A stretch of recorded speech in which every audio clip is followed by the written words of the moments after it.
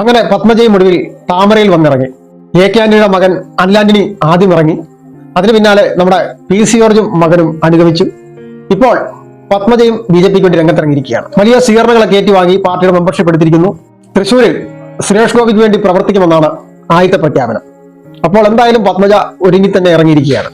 ഇനി ആരൊക്കെയാണ് ഈ പത്മജയ്ക്ക് പിന്നാലെ പോകുന്നതെന്ന് അറിയാൻ വേണ്ടിയാണ് കേരളം കാത്തിരിക്കുന്നത്. ഇതുവരെ വടക്കേന്ത്യൻ സംസ്ഥാനങ്ങളിലായിരുന്നു കോൺഗ്രസിൽ നിന്നും BJPയിലേക്കുള്ള കുത്തൊഴുക്ക്. അങ്ങനെ വടക്കേന്ത്യയിൽ നിന്നും അത് കേരളത്തിലേക്കും പടർന്നു പിടിച്ചിരിക്കുന്നു. ഇനി ആരൊക്കെ BJP പാളത്തിലേക്ക് പോകുമെന്നുള്ള ലിസ്റ്റുകൾ തയ്യാറാക്കുകയാണ് കേരളത്തിലെ ഇടതുപക്ഷം. ജനങ്ങളും ആശങ്കയിലാണ്. പത്മജയുടെ ഈ പോക്ക് വരുന്ന ഇലക്ഷന് കോൺഗ്രസ് വലിയ ക്ഷീണം തന്നെയാണ്.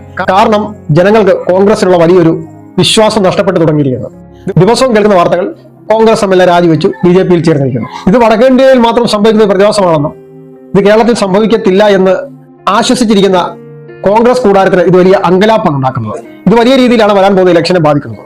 കാരണം ജനങ്ങൾക്ക് കോൺഗ്രസിന്മേലുള്ള വിശ്വാസം നഷ്ടപ്പെട്ടു തുടങ്ങിയിരിക്കുന്നു. ഇന്നല്ലെങ്കിൽ നാളെ ഇവരൊക്കെ തന്നെ BJPയിലേക്ക് പോകാനുള്ളവരാണ് എന്നുള്ള ഒരു ചിന്ത കേരള ജനതയുടെ മനസ്സിലും മുട്ടിട്ട് തുടങ്ങിയിട്ടുണ്ട്. അത് മാത്രമല്ല, വരാൻ പോകുന്ന ഇലക്ഷനിൽ ഇടതുപക്ഷം അവരുടെ പ്രചരണം നടത്തുന്നത് ഇങ്ങനെയായിരിക്കും: നിങ്ങൾ എന്തുകൊണ്ട് കോൺഗ്രസിൽ വിശ്വസിക്കണം? ഇന്ന് അവർ നിങ്ങളുടെ കൂടെ ഉണ്ടെങ്കിൽ നാളെ അവർ BJPയിലേക്ക് പോകും. ഈ ഒരു പ്രചരണം യഥാർത്ഥത്തിൽ കോൺഗ്രസിന് നഷ്ടമുണ്ടാക്കുക മാത്രമല്ല BJPക്ക് പ്രയോജനം ഉണ്ടാക്കുക കൂടിയാണ് ചെയ്തത്. കാരണം ഒരുപറ്റം ആളുകൾ ചിന്തിക്കും BJPക്ക് തുടർച്ചയായിട്ട് 2 വട്ടം കേന്ദ്രഭരണമുണ്ട്. ഈ വരാൻ പോകുന്ന തെരഞ്ഞെടുപ്പിലും മോദി തന്നെയാണ് പ്രധാനമന്ത്രിയാവുക എന്നുള്ള കാര്യം ഇപ്പോൾ തന്നെ ഉറപ്പിച്ചിട്ട് തന്നെയാണ് ഇന്ത്യ മുന്നണി പോലും മത്സരരംഗത്തേക്ക് പോകുന്നത്. അത്തരമൊരു ചിന്ത കുറച്ച് ആളുകളുടെ ഉള്ളിലെങ്കിലും ഉണ്ടാവും. അങ്ങനെയാണെങ്കിൽ ഞങ്ങളും കൂടെ BJP സർക്കാരിന് പിന്തുണ കൊടുത്തേക്കാമെന്ന്. ഇത് കേരളത്തിൽ BJPക്ക് വലിയൊരു സ്പേസ് ഉണ്ടാക്കിയെടുക്കുകയാണ്. ഒരുപക്ഷെ പലരും ചിന്തിക്കുന്നുണ്ടാവും, ഏതെങ്കിലും പാർട്ടിയിൽ നിന്ന് രാജിവെച്ചിട്ട് ചെല്ലുന്നവരെല്ലാം സ്വീകരിക്കാനിരിക്കുകയാണോ BJP എന്ന്. പക്ഷെ അവരുടെ സോഷ്യൽ എഞ്ചിനീയറിംഗ് ഒരിക്കലും ചിന്തിക്കാൻ കഴിയാത്ത തരത്തിലുള്ളതാണോ? കേരളം എന്ന് പറയുന്ന സംസ്ഥാനം BJPക്ക് എല്ലാ കാലവും കിട്ടാക്കനിയാണ്. എന്നാൽ അതിനെ വിട്ടുകളയാൻ അവർ തയ്യാറുമല്ല. അതിനുവേണ്ടി ഏതറ്റം വരെ പോകാനും തയ്യാറുമാണ്. ഇത്തരമൊരു സാഹചര്യം നിലനിൽക്കുമ്പോഴാണ് പത്മജയെ പോലെ ആളുകൾ BJPയിലേക്ക് കൂറുമാറുന്നത്. പത്മജ ഇപ്പോൾ BJP ചെല്ലുന്നത് കൊണ്ട് BJPക്ക് പ്രത്യേകിച്ച് ഗുണങ്ങളൊന്നും ഉണ്ടാകുന്നില്ല.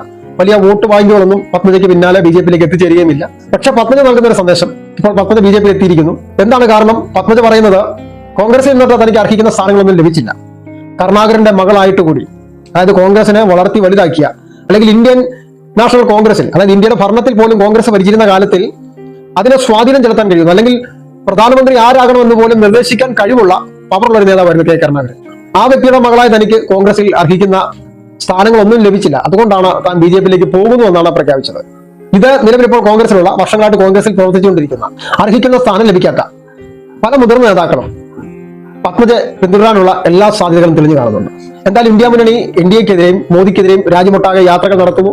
വിവിധ ഘടകകക്ഷികൾ ഒപ്പം നിർത്താൻ ശ്രമിക്കുന്നു.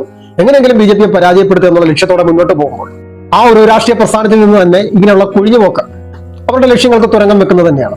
അപ്പം ഇതിന്റെ പ്രധാന കാരണവും ഇനി അടുത്ത ഭരണത്തിലും മോദി തന്നെയാണ് എന്നുള്ളത് തന്നെയാണ്.